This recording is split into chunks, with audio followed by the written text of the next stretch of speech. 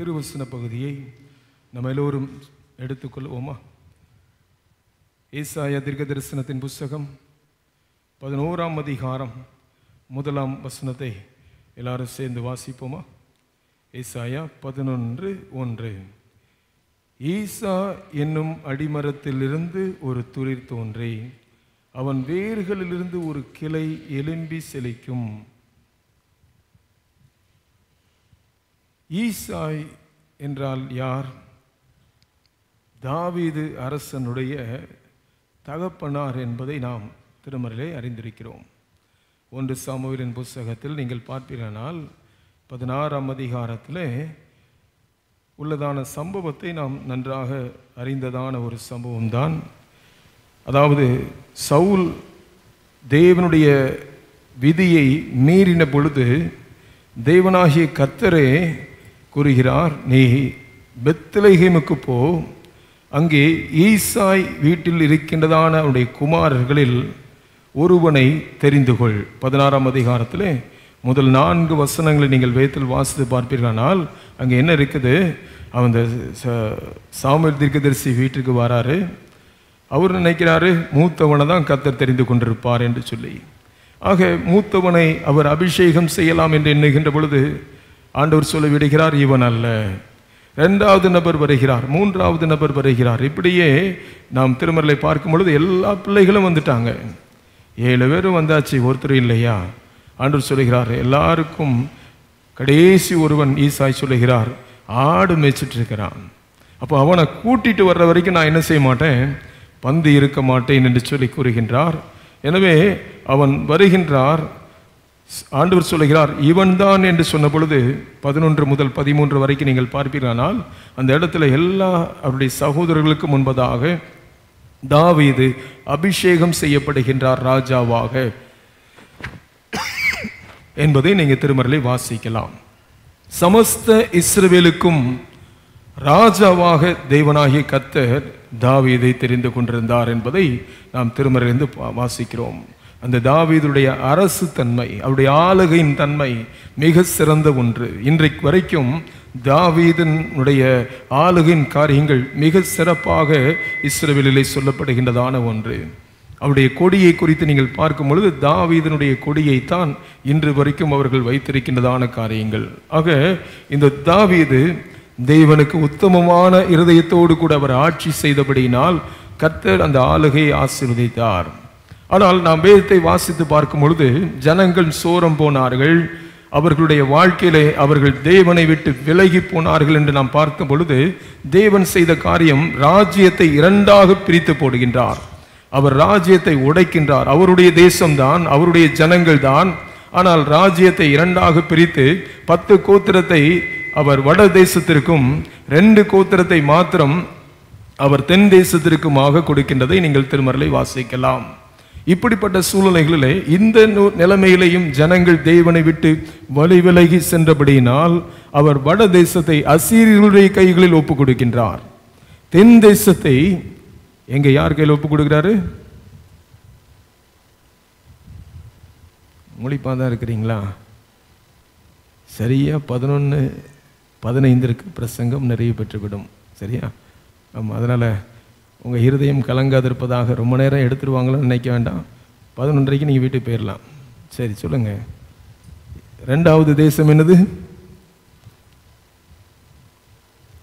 தென் தேசம். தென் தேசத்தை யார் கைது செய்ய வந்தா? ரொம்ப மோசமாக இருக்குது, பாபிலோனியர்கள். சரியா? நேபுகாத் நேச்சார். இந்த நேபுகாத் நேச்சார் தான் என்ன செய்தாரு? ஆமாம், அவங்களை சிறைபிடிக்கும்படியாக வந்தார்.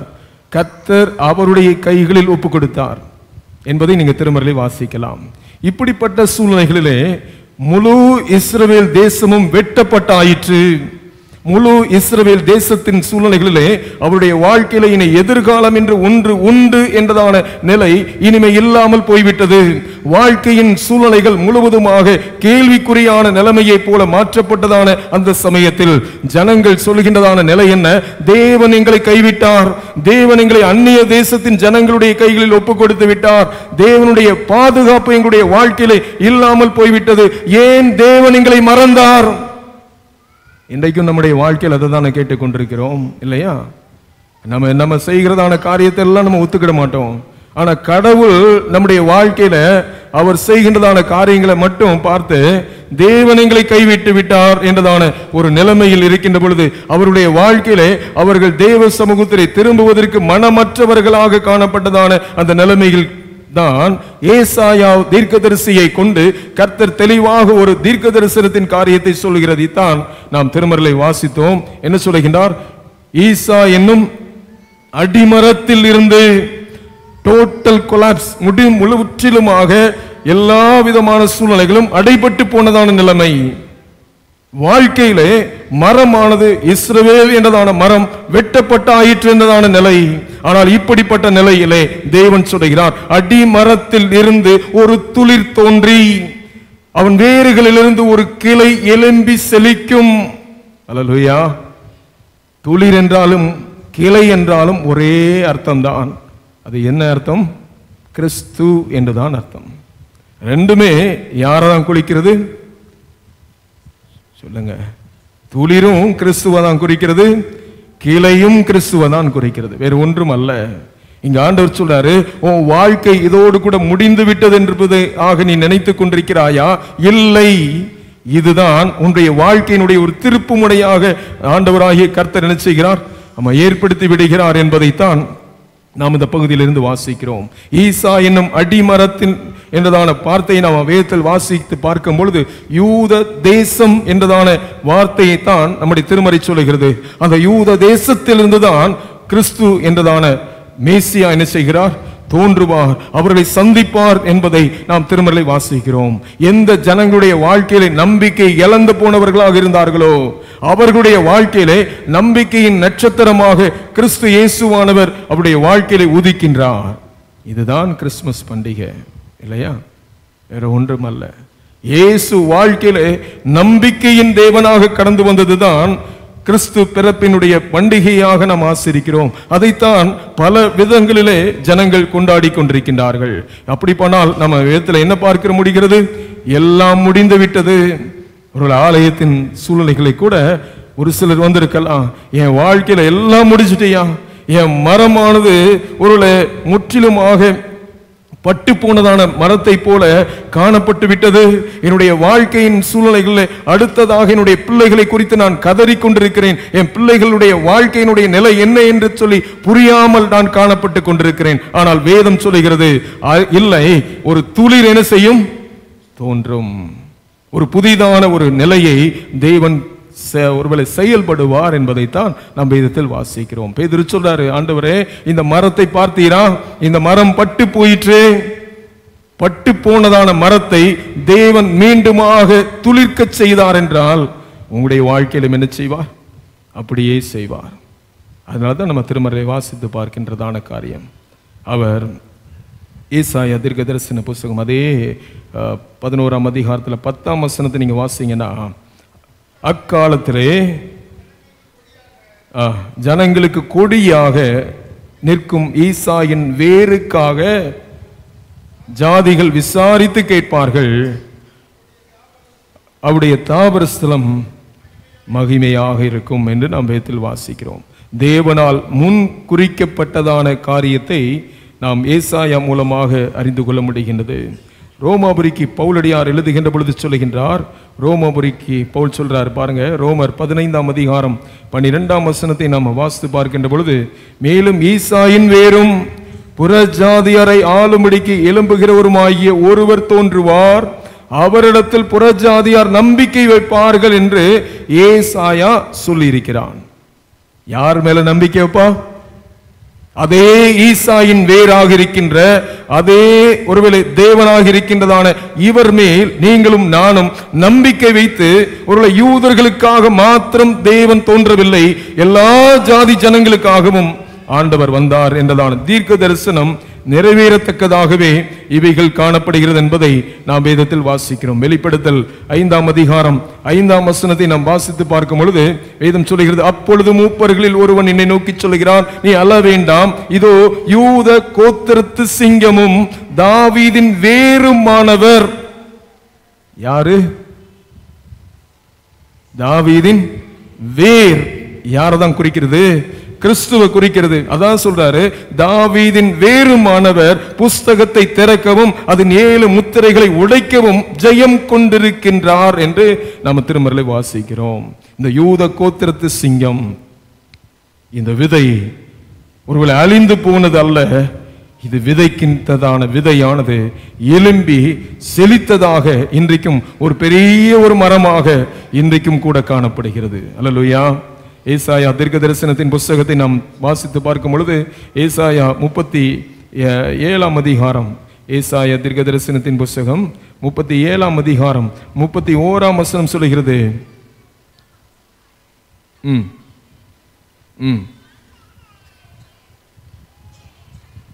என்ன சொல்றாரு? யூதா வம்சத்தாரில் தப்பி மீந்திருக்கிறவர்கள் மறுபடியும் கீழே வேர் பற்றி மேலே என்ன செய்வாங்களா?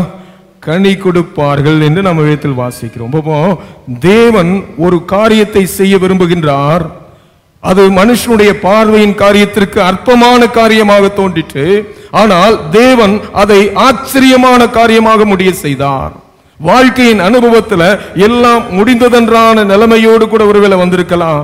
ஆனா ஆண்டவராகிய கர்த்தர் சொல்லுகின்றதான காரியம், தரையிலே பழையதாகி அதன் அடிக்கட்டை மண்ணிலே செத்தாலும் தண்ணீரின் வாசனையினால் அது துளிர்த்து இளம் மரம் போல என்ன செய்யுமா? கிளை விடும் என்று நம்ம வேதத்தில் வாசிக்கிறோம். எல்லாம் முடிந்து போயிற்று என்றதான நிலை ஏற்பட்டாலும் கூட கர்த்தர் பெரிய காரியங்களை செய்கின்றவராக இருக்கின்றார் என்பதைத்தான் நம்முடைய திருமறையானது நமக்கு சொல்லுகிறது. அப்போ ஒவ்வொரு சூழ்நிலைகளிலையும் இந்த தீர்க்க தரிசனத்தை கொண்டு ஆண்டவர் நமக்கு கற்றுத்தருவதான காரியம் என்ன? ஒவ்வொரு நிலைமையிலையும் நம்முடைய வாழ்க்கையிலே ஒரு பெரிய நம்பிக்கை ஒன்று உண்டு என்பதைத்தான் அவர் நமக்கு கற்றுத்தருகின்றார். சங்கீதக்காரன் சொல்லுகிறார், 110 சங்கீதம்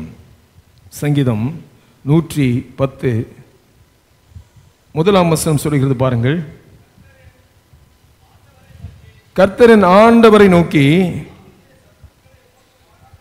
நான் உம்முடைய சத்துருக்களை உமக்கு பாதப்படியாக்கி போடும் வரைக்கும் நீர் என்னுடைய வலது பாசத்தில் உட்காரும் என்று அவன் சொன்னார். எவ்வளவு ஒரு அற்புதமான ஒரு காரியம் இல்லையா? வாழ்க்கையின் நிலைமைகளில் அவருடைய வாழ்க்கை, நீங்க தாவீது வாழ்க்கை நீங்க நோக்கி பார்ப்பீர்களானால் முழுவதுமாக போராட்டம். ஆனால் வேத வசனத்தில் ஆண்டவருடைய தெளிவான வழிநடத்துதல் இருக்கிறது. என்ன? தாவீதுடைய வாழ்க்கை அழிந்து போகின்றதான நிலை அல்ல. உம்முடைய சத்துருக்களை உமக்கு பாதப்படியாக்கி போடும் வரைக்கும் என்னுடைய வலது பார்சத்தில் உட்காரும் என்று சொன்னார். இது யாரையும் குறிக்கிறது? கிறிஸ்துவை குறிக்கின்றதான காரியம் என்பதை நாம் திருமறையிலே வாசிக்கிறோம். அப்போ இந்த காரியத்தில் துளிர்க்கின்றதான காரியத்தில் நம்ம என்ன கற்றுக்கொள்ள இருக்கிறோம்? ஆண்டவர் நம்முடைய வாழ்க்கையிலே ஒரு புதிய நம்பிக்கை தருகின்றவராக இருக்கிறார். தேவன் நம்முடைய வாழ்க்கையிலே புதிய வெளிச்சத்தை தருகின்றவராக இருக்கிறார்.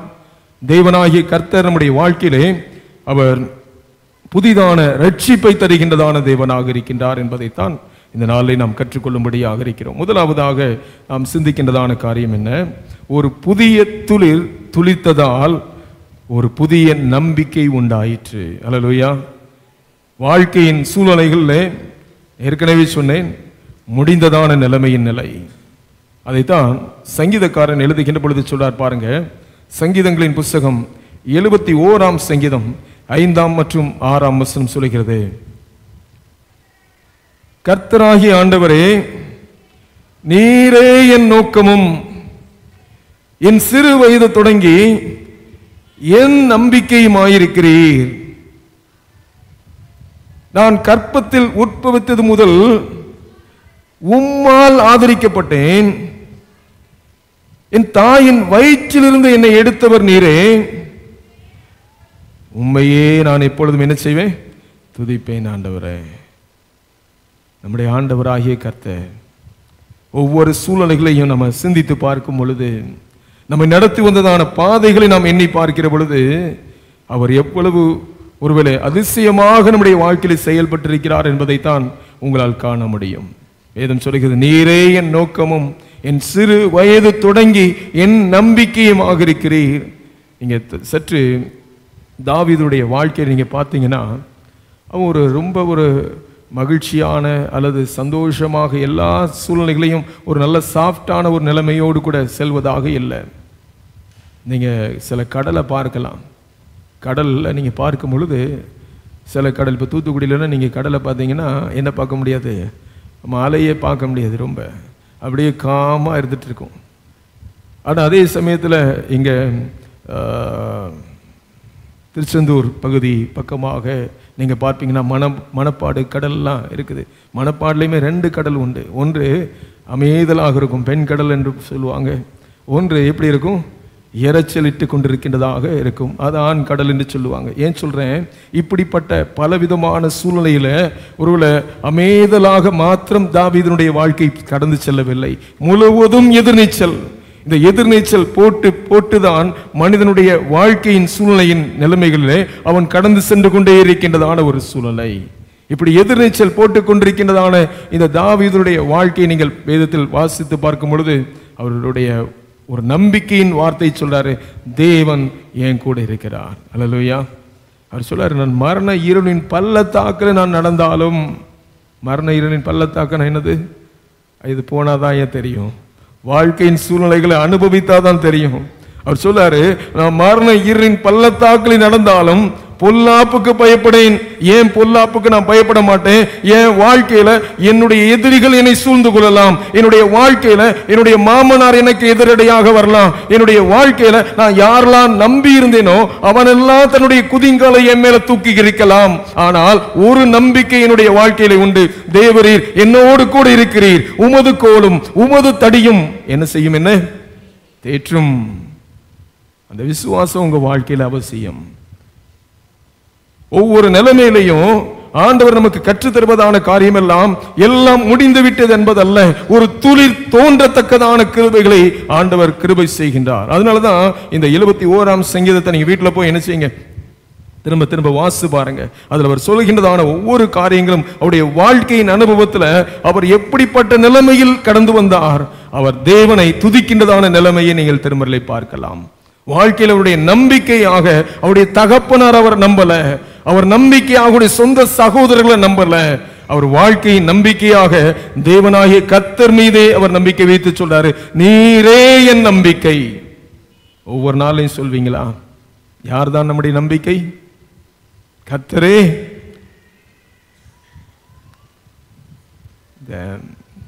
பேட்டரியில சார்ஜ் உள்ள இறங்கிட்டுனா எப்படி இருக்கும், எப்படி இருக்கும்? ஆமாம், ஒரு சத்தமும் இருக்காது, இந்த டைம் பீஸ் ஓடிட்டு இருக்கும். அப்படியே பேட்டரி போட்ட அன்னைக்கு ஃபுல் சவுண்டாக இருக்கும், போக போக எப்படி ஆயிரும்? அப்படியா?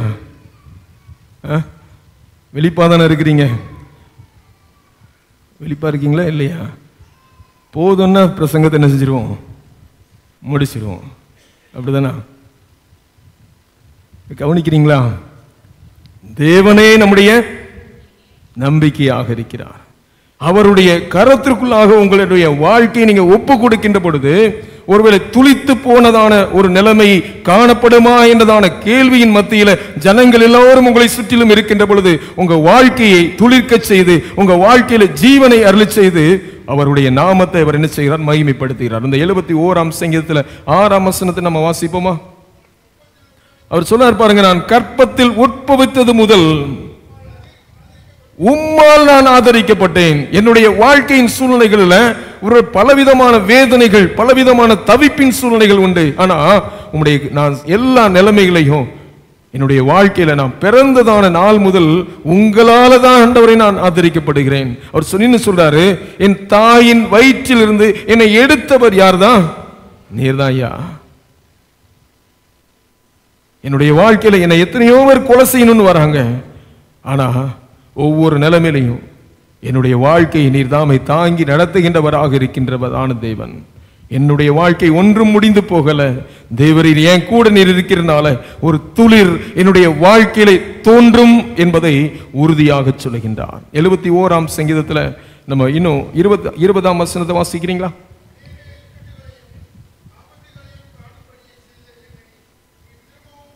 அவர் சொன்னார் பாருங்க, இக்கட்டுகளையும் ஆபத்துகளையும் காணும்படியாக செய்த என்னை. நம்ம என்ன சொல்லுவோம், நம்ம வாழ்ற வாழ்க்கையில எந்த பிரச்சனையும் என்ன செய்யக்கூடாது, வரக்கூடாது. அப்படியே நல்ல பீஸ்ஃபுல்லாகவே போயிட்டு இருக்கணும். ஆனால் சங்கீதக்காரன் என்ன சொல்றார் பாருங்க, அநேக இக்கட்டுகள் என் வாழ்க்கையில் வந்துச்சு ஆண்டவரே, அந்த அநேக இக்கட்டுகளை ஆபத்துகளை நான் காணும்படி செய்த என்னை நீர் திரும்பவும் உயிர்ப்பித்து திரும்பவும் என்னை பூமியின் பாதாளங்களிலிருந்து என்ன செய்தீர், என்னை ஏற பண்ணினீர். நான் மடிச்சு போகல, என் வாழ்க்கையின் சூழ்நிலை இதோடு கூட முடிந்து போகவில்லை. என்னுடைய வாழ்க்கையில பாதாளத்திலிருந்து என்ன செய்தீர், என்னை ஏற பண்ணினீர். அப்படின்னா என்ன அர்த்தம், என்னுடைய வாழ்க்கையினுடைய நிலை ஒரு சாதாரணமான ஒரு ராஜாவாக இல்லை, அவருடைய வாழ்க்கையில அடி மேல அடிபட்டு ஒரு கீழே அமிழ்ந்து போனதான ஒரு நிலைமையாக இருக்கின்றார். பேதுரு சொல்றார் இல்லையா, ஆண்டவரை நான் அமிழ்ந்து போகிறேன், என்னை ரட்சியும் என்று கேட்கிறாரே. அதே போலதான் சங்கீதக்காரனாகிய தாவீதும் கூட தன்னுடைய வாழ்க்கையில பெரிய இக்கட்டில் நான் சிக்கி இருக்கிறேன், என் ஜீவனுக்கு எந்த சூழ்நிலைகளிலும் பாதுகாப்பே இல்லை, என்னுடைய உயிருக்கு நான் பயந்து பயந்து ஒவ்வொரு நிலைமையிலும் நான் வனாந்தரத்தில் இருக்கிறேன், குகையில் நான் இருந்துட்டு இருக்கிறேன். ஆண்டவரே, என்னை தூக்கி நிறுத்துகிறவர் நீரே என்பதை உம்மேல் நான் நம்பிக்கை வைத்திருக்கிறேன். அந்த நம்பிக்கையின் ஆண்டவராகிய கர்த்தரை ஒவ்வொரு நாளையும் நினைச்சீங்க, மறந்துடாதீங்க. மறந்துடுங்களா மறந்துடாதீங்களா? நம்ம ஆட்கள் நிறைய நேரத்தில் என்ன செஞ்சிருவாங்க, நல்ல காரியம் நடந்துச்சுன்னா கடவுள் கடவுள் நல்லது, தோத்திரம் ஆண்டவரே தோத்திரம், இல்லைன்னா என்னது ஆத்திரம் ஆண்டவரே, அப்படிதானே? நம்ம ஆத்திரம் இல்லை, எல்லா சூழ்நிலைகளின் தோத்திரத்தின் அனுபவம். நீங்கள் திருமறையில் தாவீதுனுடைய வாழ்க்கையில் நீங்கள் பார்க்கும் பொழுது அவனுடைய நிலையை நீங்கள் பார்க்கலாம். அவனுடைய வாழ்க்கையில் வனாந்திரத்தின் பகுதி அநேக நாட்கள், பல சூழ்நிலைகளில் ஒரு மலை அடிவாரத்திலேயே அவனுடைய வாழ்க்கையின் நிலைமைகள் காணப்படுகிறது. ஆனாலும் 100% தேவனை மாத்திரம் நம்பினார். அவன் தேவனை நம்பினபடினால் அவன் வாழ்க்கையில ஒரு துளிர் தோன்ற கர்த்தர் உதவி செய்தார். அவனுடைய வாழ்க்கையினுடைய ஒவ்வொரு சூழ்நிலைகளும் ஒவ்வொரு சம்பவங்களும் அவனுடைய வாழ்க்கையில விரோதமாகத்தான் இருந்தது. அவர் சொல்றாரு, ஒரு இக்கட்டான சூழ்நிலையிலிருந்து என்னை நீர் தூக்கி எடுத்தீரே, என்னை தப்புவித்தீரே. அவனுடைய வாழ்க்கையில தப்பித்துக் கொள்ள முடியாததான ஒரு நிலைமையானது வந்த பொழுது ஆண்டவருடைய வாழ்க்கையில பெரிய காரியங்களை செய்தார், அவரை உருவாக்கினார். அவருடைய வாழ்க்கையில ஒவ்வொரு நிலைமையிலையும் நான் மாத்திரம் உனக்கு போதும் என்பதை கற்றுக் கொடுத்தார். உங்க வாழ்க்கையிலையும் அதை தான் செய்வார்.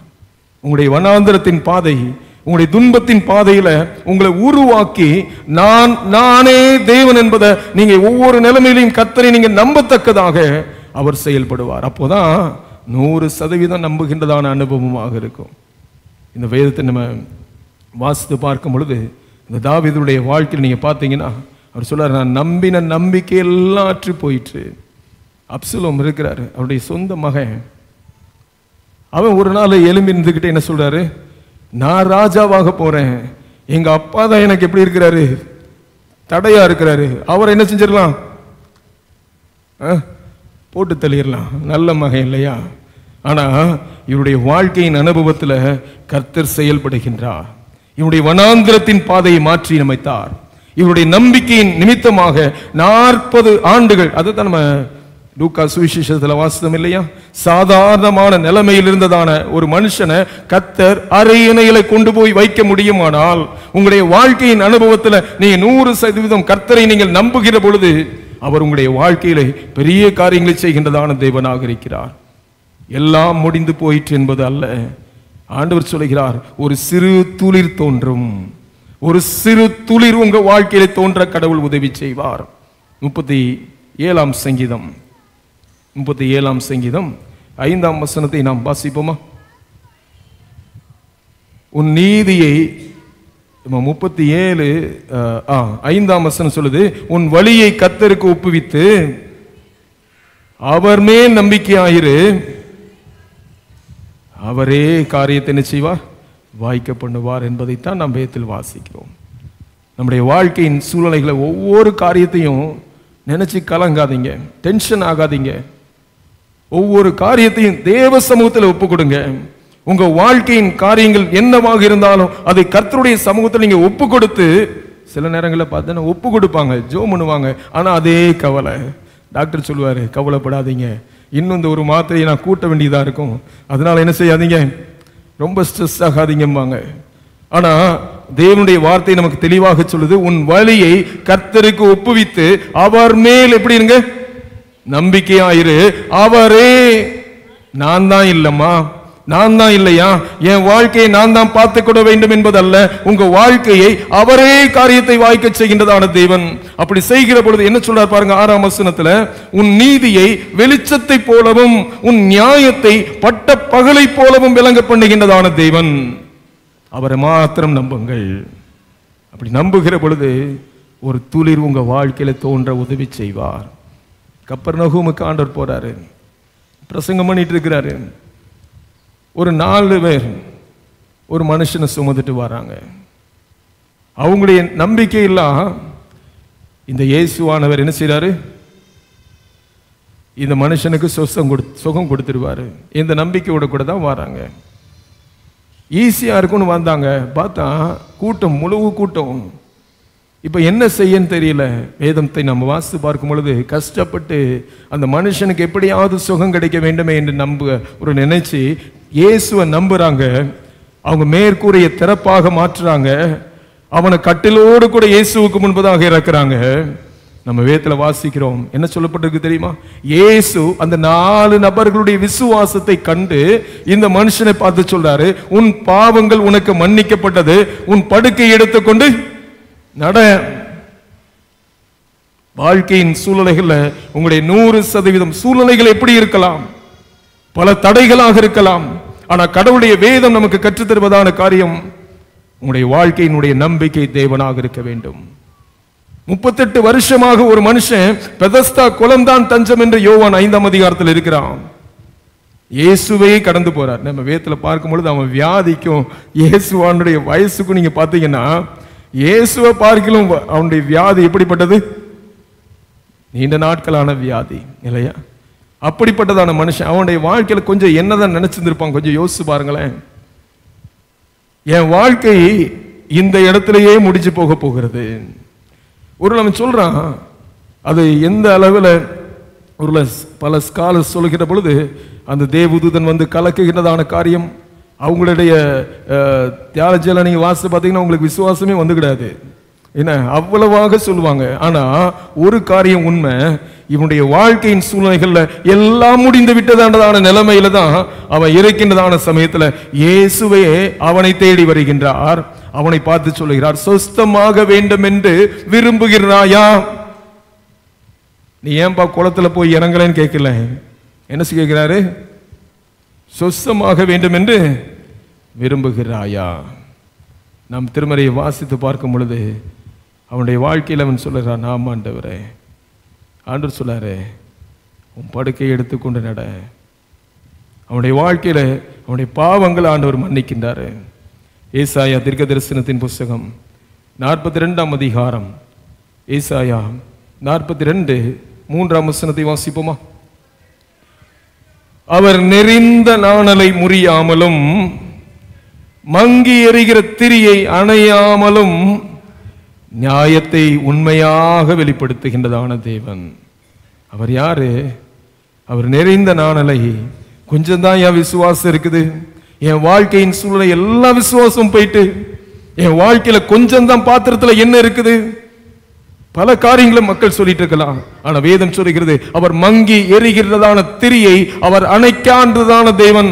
மங்கி எரிகின்றதான திரியை அவர் இன்னும் தூண்டிவிட்டு உங்களுடைய விசுவாசத்தை இன்னும் வர்த்திக்க செய்து உங்களுடைய நம்பிக்கை பெருகச் செய்கின்றதான ஆண்டவருமாக அவர் காணப்படுகிறார். நீரே என் நம்பிக்கை என்று சொல்லுங்க. ஒவ்வொரு நாள்லையும் நீரே என்னுடைய ரட்சிப்பு என்று சொல்லுங்க. நீர்தான் என்னுடைய வெளிச்சம் என்று சொல்லுங்க. உங்க வாழ்க்கையை ஆண்டவர் துளிர்க்க செய்வார். இரண்டாவதாக நாம் சிந்திக்கின்றதான காரியம், ஒரு புதிய துளிர் துளிர்த்தால் ஒரு புதிய வெளிச்சம் உங்களுடைய வாழ்க்கையில உண்டாகும். புதிய துளிர் துளிர்க்கின்ற பொழுது என்ன உண்டாகும்? வெளிச்சம் உண்டாகும். முதலாவதாக என்ன பார்த்தோம்? நம்பிக்கை உண்டாகும். இரண்டாவதாக நம்ம பார்க்கிறோம், வெளிச்சம் உண்டாகும். கிறிஸ்து இயேசு ஆகிய தேவன் இந்த உலகத்திற்கு வரும் வரைக்கும் வேதத்தை நீங்க வாசித்து பார்த்தீங்கன்னா வேதம் என்ன சொல்லுது தெரியுமா? முழுவதுமாக இருண்ட காலம். இந்த இருண்ட காலத்தில் நடைபெற்ற ஒரு சம்பவத்தை மட்டும் உங்களுக்கு முன்பதாக வைக்கின்றேன். எஸ்தர் புஸ்தகத்தை நீங்கள் திருப்பிக் கொள்ளலாம். எஸ்தரின் புஸ்தகம் 8ஆம் அதிகாரம், எஸ்தர் 8ஆம் அதிகாரம் 16ஆம் வசனத்தை வாசிப்போமா?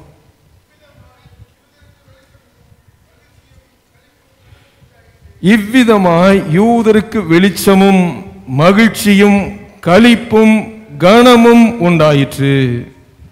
எவ்விதமாய் அதை நீங்க பார்க்கணும்னா 8 அதிகாரத்தை நல்லா என்ன செஞ்சிருக்கணும், நீ வாசி பார்க்கணும். என்ன சொல்லப்பட்டிருக்குது? எல்லாருக்கும் நமக்கு தெரிஞ்ச சம்பவம் தான். இஸ்ரவேல் ஜனங்கள் எல்லாருமே பாபிலோன் தேசத்தில் இருக்கிறாங்க. பாபிலோன் தேசத்தில் இருக்கின்றதான ஜனத்தின் காரியத்தை யார் கைப்பற்றிட்டா? மேதிய பெர்ஷிய சாம்ராஜ்யம் கைப்பற்றிட்டாங்க.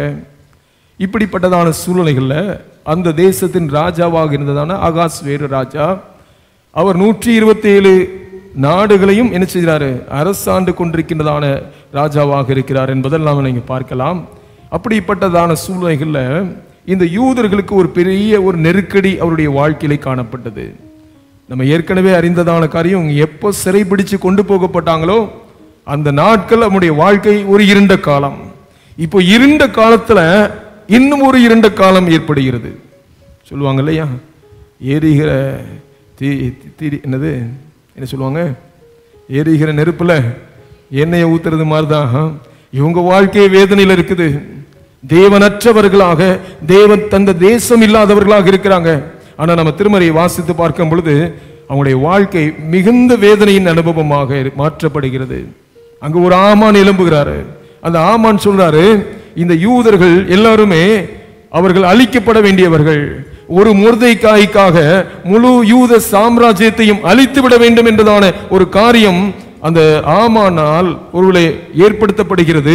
ராஜாவும் அதற்கு கையெழுத்திடுகின்றதான காரியத்தை நீங்கள் திருமறையை வாசிக்கலாம். யூத குலமே இந்த உலகத்தில் இல்லாதபடிக்கு யூத குலம் முழுவதையும் அழித்து போடத்தக்கதாக ஒருவரை முத்திரையானது ஏற்படுத்தப்பட்டு ஒருவேளை வைக்கப்பட்டது. முத்திரை சாதாரண முத்திரை இல்லை. நான் ஏற்கனவே சொன்னேன், அந்த ராஜா எத்தனை தேசத்தை ஆண்டாரு?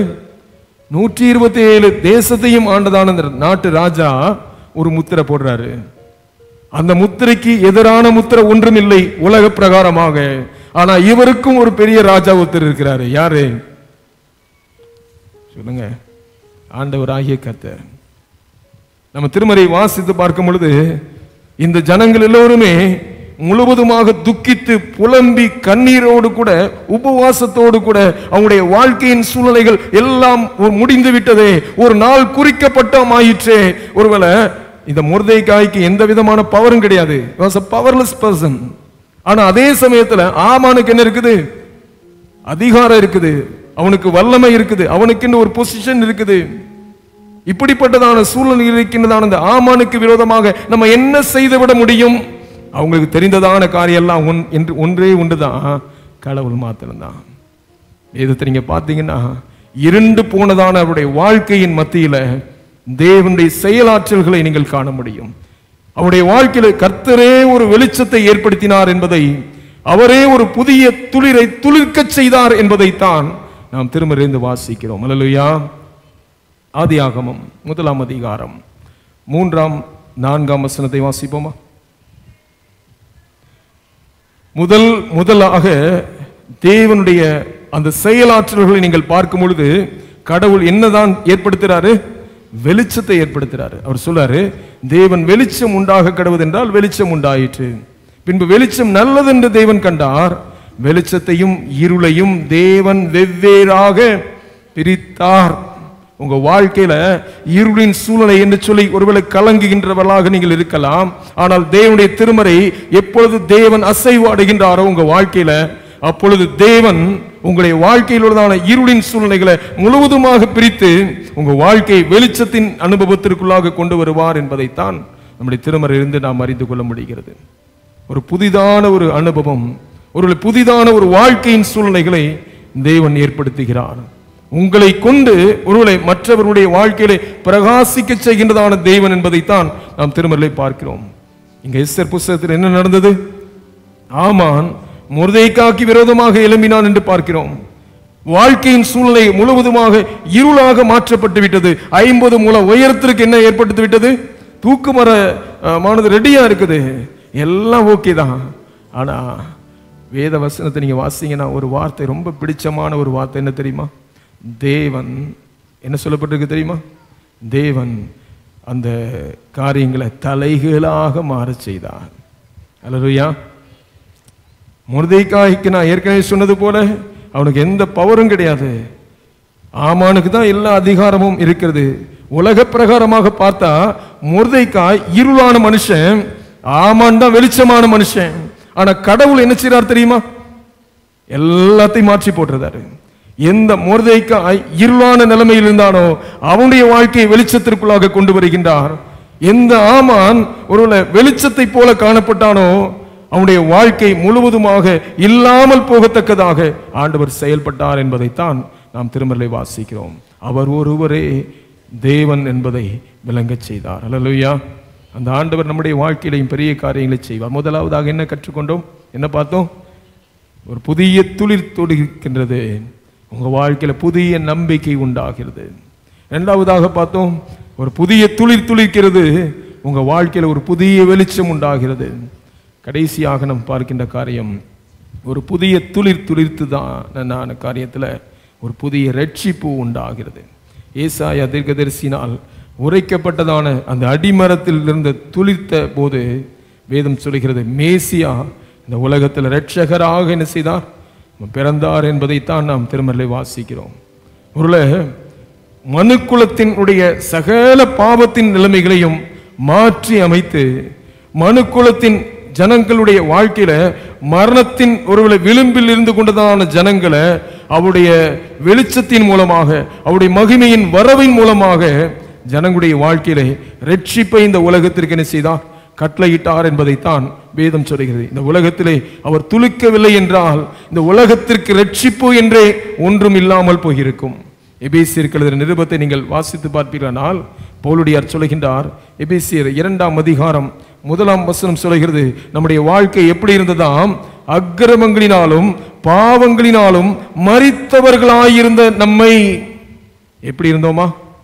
அக்கிரமும் பாவங்களால எப்படி இருந்தோம்? மரித்து போய்விட்டோம். மரித்தவர்களாக இருந்ததான உங்களை கர்த்தர் உயிர்ப்பித்தார் என்பதைத்தான் நாம் திருமறையிலே வாசிக்கிறோம். ஏற்கனவே எல்லாம் முடிஞ்சு போச்சு, ஏற்கனவே மரித்து போய் ஆயிற்று. இந்த மரித்து போனதான மனுஷனை ஆண்டவர் என்ன செய்கிறாரு? உயிர்ப்பிக்கின்றார். அவனுடைய வாழ்க்கையில ரட்சிப்பை அருளி செய்கிறார் என்பதைத்தான் நாம் திருமறையிலே வாசிக்கிறோம். அதே 2ஆம் அதிகாரம் 5ஆம் வசனத்தை வாசிப்போமா? இன்னும் சொல்றார் பாருங்க, அக்கிரமங்களில் மரித்தவர்களாயிருந்த நம்மை கிறிஸ்துவுடனே கூட உயிர்ப்பித்தார் என்று நாம் வேதத்தில் வாசிக்கிறோம். ஒருவேளை நம்முடைய வாழ்க்கையினுடைய நிலைமை முற்றிலுமாக ஒருவேளை மரித்து போனதான நிலைமைதான். மரித்தவங்களுடைய நிலைமை குறித்து வேதம் என்ன சொல்லுது? மரித்து போறதுன்னா நான் உலக பிரகாரமா சாவுறவங்களை மரித்த மனுஷன் என்று வேதம் நமக்கு எங்கேயும் கற்றுத்தரவில்லை. சரிதானா? அப்போ மரித்து போனதான மனுஷன்னா எந்த வேதம் சொல்லுது? ஒரு மனுஷன் தேவனை விட்டு பிரிஞ்சிட்டான்னா, பாவத்தை விட்டு பிரிஞ்சு ஒருவேளை பாவத்திற்குள்ளாக சிக்கி கொண்டால் அவன் கடவுள் பார்வையில யார்தான்? சொல்லுங்க, மரித்தவன் தான். Is already dead. அவன் ஏற்கனவே மரித்து விட்டான். ஆனா இப்படிப்பட்டதான மரித்து போனதான மனுஷனுடைய வாழ்க்கையில குறித்து வேதம் சொல்கிறது, கிறிஸ்துவுடனே கூட உயிர்ப்பிக்கப்பட்டான். கிறிஸ்து இயேசு அவனுடைய வாழ்க்கையில உயிர்த்தெழுதலை கொடுக்கின்றார், அவனை ரட்சிக்கின்றார் என்பதைத்தான் நாம் திருமறையை வாசித்து பார்க்கின்றதான காரியம். மரித்து போனதான நிலைமை என்பது என்ன? உணர்வற்றதான நிலைமை. சிலர் எடுத்துக்கிட்டீங்கன்னா எவ்வளவோ தவறு செய்வாங்க, எத்தனையோ சமயங்கள கோயிலுக்கு வருவாங்க, வேத வசனத்தை கேட்பாங்க, ஆனா என்ன இருக்காது? அவன் உணர்வே இருக்காது. எப்படி இந்த குஷ்டரோகம் உள்ள மனுஷன் இல்லை சுகர் பேஷண்டாக எடுத்து ஹை சுகர் இருக்கிற மனுஷன் கேட்டிங்கன்னா சொல்லுவாங்க, என்னல்ல எந்த விதமான உணர்வு இல்லைம்பாங்க. இந்த மனுஷனும் அதற்கு ஒப்பாகத்தான் இருக்கிறான் என்பதைத்தான் நாம் திருமறையிலிருந்து பார்க்கிறோம். அப்போ இப்படி உணர்வற்றதான மனுஷனுடைய வாழ்க்கை, இன்னும் சொல்லப்போன கடவுளை குறித்ததான கொஞ்சம் கூட என்ன இருக்காது? ஆமா, சிந்தனை அறிவு இல்லாததான ஒரு நிலைமையில் காணப்படுகின்றதான ஒரு மனுஷனை தான் வேதம் மரித்து போன மனுஷன். இந்த மரிச்சு போன மனுஷனுடைய சரீரத்திலிருந்து சென்ட் வாசன் அடிக்குமா? என்ன அடிக்கும்? உங்களை தான் கேட்க. சொன்னது போல 11:15 பிரசங்கம் நிறைய பெற்றுவிடும். அதுக்கு மேல் நிறைய இருக்குது, எடுக்க மாட்டேன். சரியா? நாற்றம் எடுக்கும் இல்லையா? துர்நாற்றம் எடுக்கும், மூக்க பொத்திக்கிடுவாங்க. அப்படிப்பட்டதான சூழ்நிலை தான். அதுக்காகத்தான் என்ன நடக்குது?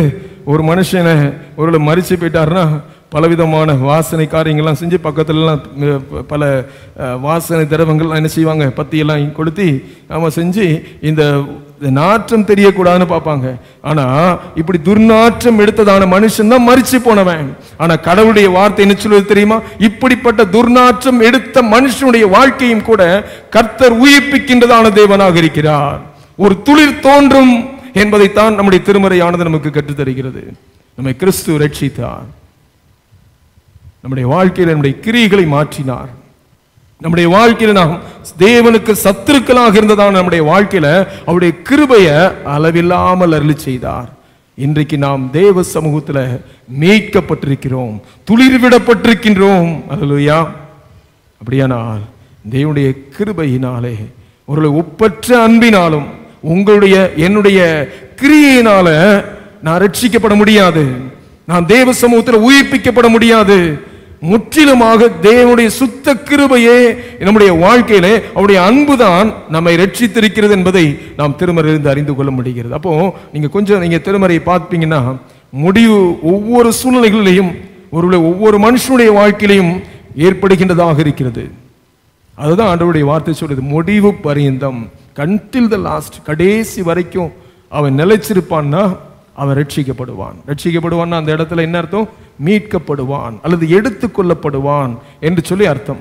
கடைசி வரைக்கும் உங்க வாழ்க்கையில நீங்க கர்த்தருக்காக வாழ்வீர்களானால் தேவன் உங்களை என்ன செய்வார்? அவருடைய நாமத்திற்கு மகிமையாக ரட்சிப்பார் என்பதைத்தான் வேதம் சொல்கிறது. பாருங்க, உலக வரைபடத்துல 2000 வருஷமாக என்ன கிடையாது? இஸ்ரவேல் என்றதான தேசமே கிடையாது. இப்படிப்பட்ட சூழலில் 1948 வருஷத்துல கடவுளுடைய பெரிதான கிருபையினால என்ன உண்டாகுது? ஒரு புதிய தேசமானது துளிர்க்கிட்டது. ஆண்டவர் என்ன சொன்னார் தெரியுமா? அத்தி மரம் துளிர் விடுகிற பொழுது நான் வாசல் அருகே வந்து விட்டேன் என்று அறிந்து கொள்ளுங்கள். அந்த அத்தி மரத்தை குறித்து பேதுரு என்ன சொன்னாரு? ஆண்டவரே, நீர் சபித்த அத்தி மரம் ஆல்ரெடி டெட், ஏற்கனவே என்ன ஆயிட்டு, கதை முடிஞ்சிச்சு. நம்ம அடக்கம் பண்ணி என்ன செய்யணும்? இல்ல வெளியே இருந்தா நாறிட்டு இருக்கும், அதை அடக்கம் பண்ண வேண்டியதுதான்.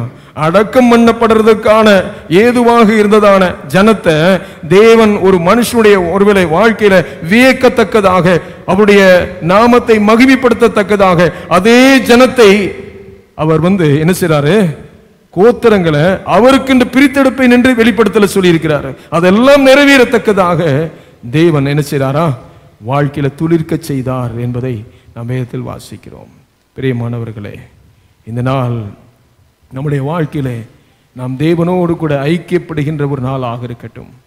நம்முடைய வாழ்க்கையில நம்முடைய நம்பிக்கை 100% அவர் மீது வைப்போம். நம்முடைய வாழ்க்கையில நம்மை இருளின் அந்தகாரத்திலிருந்து பிரித்தெடுத்ததான ஒரு தேவன் உண்டு இருக்கிறாரே, அவரை உறுதியாக பற்றி பிடித்துக் கொள்ளுங்கள். அவரே உங்கள் வாழ்க்கையில வெளிச்சமும், அவரே உங்கள் வாழ்க்கையில கீதமானவர்.